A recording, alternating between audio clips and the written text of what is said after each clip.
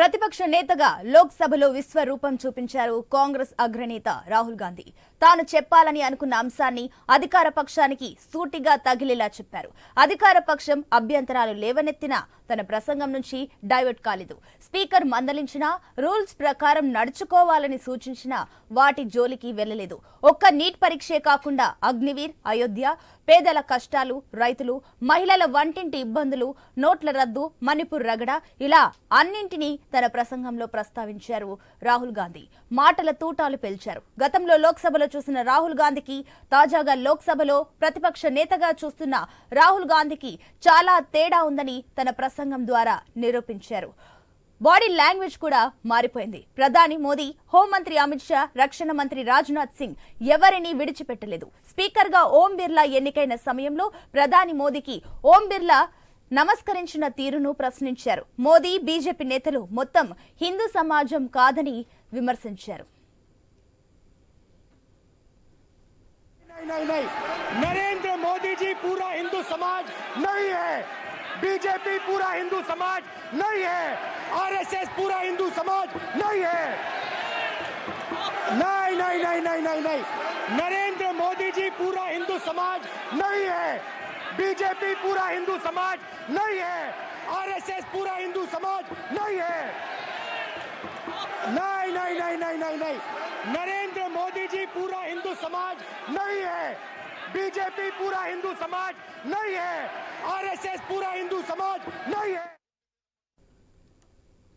రాష్ట్రపతి ప్రసంగానికి ధన్యవాదాలు తెలిపే తీర్మానంపై చర్చలో పాల్గొన్న రాహుల్ గాంధీ దేవుళ్ల ఫోటోలను సభలో ప్రదర్శించారు. తొలుత శివుడి ఫోటో చూపించారు. ఆపై ఇతర మతాలకు చెందిన చిత్రాలను ప్రదర్శించారు. దీనిపై స్పీకర్ అభ్యంతరం తెలిపారు. సభలో ఎలాంటి చిత్రాలు ప్రదర్శించడానికి రూల్స్ ఒప్పుకోవని సూచించారు.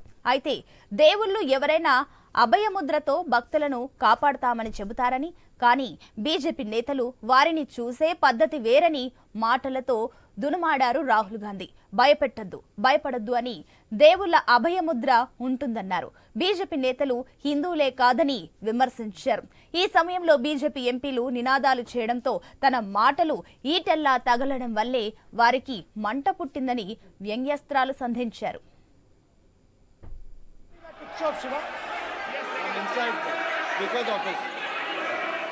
हिंदू धर्म में साफ लिखा है,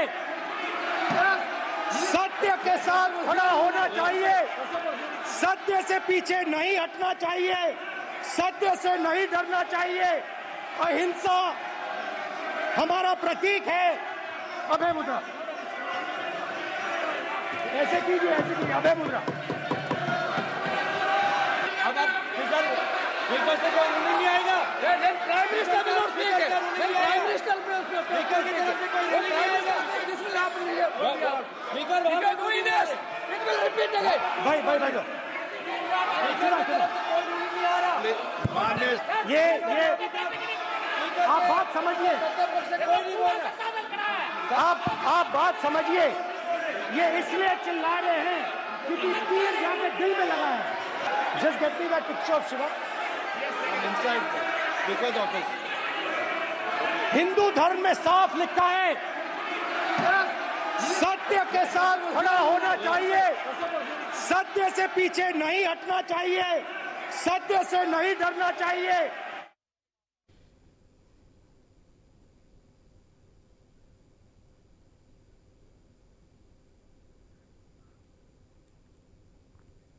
ఈ తరుణంలో రాహుల్ గాంధీ లేవనెత్తిన అంశాలను ప్రధాని మోదీ తప్పుపట్టారు. హిందూ సమాజాన్ని హింసాత్మక సమాజంగా చెబుతున్నారని మండిపడ్డారు మోదీ. गंभीर है, पूरे हिंदू समाज को हिंसक कहना ये गंभीर विषय है। ये विषय बहुत गंभीर है। पूरे हिंदू समाज को हिंसक कहना ये गंभीर विषय है। అయితే మోదీ అంటే హిందూ సమాజం కాదని చురకలు వేశారు రాహుల్ గాంధీ. మధ్యలో మైక్ ఆగిపోవడంతో రాహుల్ గాంధీ ఆగ్రహం వ్యక్తం చేశారు. మైక్ కంట్రోల్ ఎవరి చేతిలో ఉందని ప్రశ్నించారు. దీనికి సభాపతి వివరణ ఇచ్చారు. ఆపై అయోధ్య రామ మందిరం అంశాన్ని ప్రస్తావించారు రాహుల్ గాంధీ. అయోధ్యలో పేద ప్రజల భూములు బలవంతంగా లాక్కొని ఎయిర్పోర్టు కట్టారని, అందుకే ప్రజలు ఎన్నికల్లో బీజేపీని ఓడించారని చెప్పారు. ప్రజలతో పాటు బీజేపీ నేతలను కూడా ప్రధాని మోదీ భయపెడుతున్నారని ఆరోపించారు. అగ్నివీర్ అంశాన్ని ప్రస్తావించిన రాహుల్ గాంధీ అగ్నివీర్ అంటే యూజ్ అండ్ త్రో అని విమర్శించారు. విధి నిర్వహణలో వారు చనిపోతే ఎలాంటి ఆర్థిక భరోసా రాదని ఆరోపించారు. मोदी उसे अग्निवीर कहते हैं। उस घर को पेंशन नहीं मिलेगी, उस घर को कॉम्पनसेशन नहीं मिलेगी, शहीद का दर्जा नहीं मिलेगा। और बेचारे बैठे हुए थे, 3 बहनें थी, एक साथ बैठी हुई थी, रो रही थी। आम जवान को पेंशन मिलेगी, जरूर दुख होगा, मगर हिंदुस्तान की सरकार आम जवान की मदद करेगी, मगर अग्निवीर को जवान नहीं कहा जा सकता। రాహుల్ గాంధీ ఆరోపణలను తప్పుపట్టారు కేంద్ర రక్షణ మంత్రి రాజ్నాథ్ సింగ్. సభను తప్పుదోవ పట్టిస్తున్నారని ఆగ్రహం వ్యక్తం చేసిన కేంద్ర మంత్రి అగ్నివీరులు విధి నిర్వహణలో చనిపోతే ₹1 కోటి పరిహారం అందుతుందన్నారు. सदन को गुमराह करने की कोशिश गलत नहीं है सर, गलत नहीं है सर, लेना चाहता हूं कि गलत नहीं है युद्ध के सर। दौरान अथवा सीमाओं की सुरक्षा के दौरान यदि हमारा कोई अग्निवीर का जवान शहीद होता है तो उसके ₹1 करोड़ की धनराशि सहायता के रूप में उसके परिवार को मुहैया कराई जाती है। इस प्रकार की गलत बयानी से सभी को गुमराह करने की कोशिश नहीं की जानी चाहिए।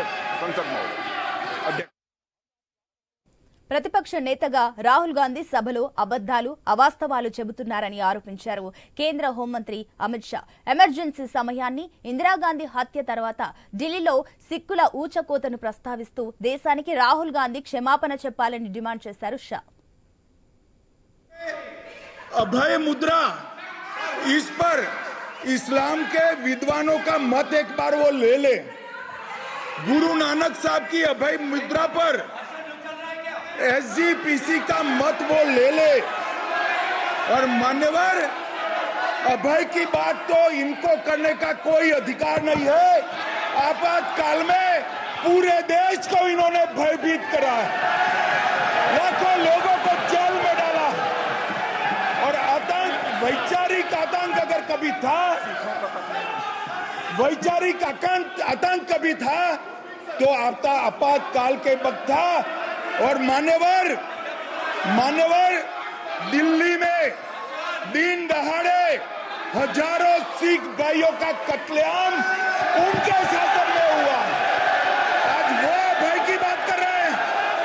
मान्यवर, मेरा आपसे आग्रह है कि श्री राहुल गांधी, नेता प्रतिपक्ष, पहला भाषण నీట్ అంశాన్ని ప్రస్తావించిన రాహుల్ గాంధీ ధనవంతుల పిల్లల కోసమే నీట్ పరీక్ష పెట్టారని ఆరోపించారు.